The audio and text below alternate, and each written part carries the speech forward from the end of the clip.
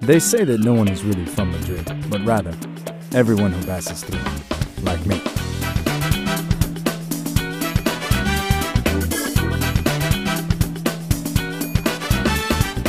Hi, I'm Brandon.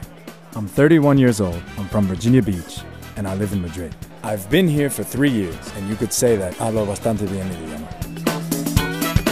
My friends have helped, just living in Madrid in general, and of course, the school where I'm studying. I encourage you to come. It's a great experience. This is the school where I study Spanish. Samperi also has other academies in different cities, such as Salamanca and Alicante, and also in other countries like Ecuador and Cuba. The classes are fun and relaxed. Theory is important when learning a language well, but then you have to put that theory into practice, a purpose for which Madrid is unique. I can be like my favorite team, Real Madrid, celebrating their 10th Champions League victory in Cibeles. Visit the theaters on Gran Via, Madrid's Broadway, take a stroll through Retiro Park, or have a chat in a boat ride. And all in the same afternoon. To go shopping, I go to Calle Fuencarral, where all the alternative clothing stores can be found.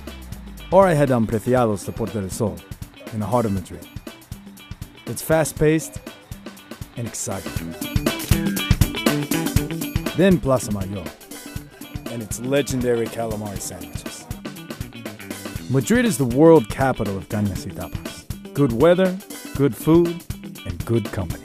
This is the area known as Huertas, where us Americans spend a lot of time. It doesn't matter the day or time. There's always something going on in Madrid.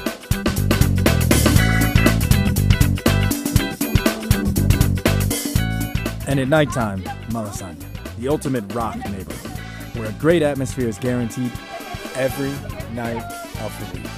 So, with walks, theaters, museums, fun, studies, and especially great experiences, what more could you ask for?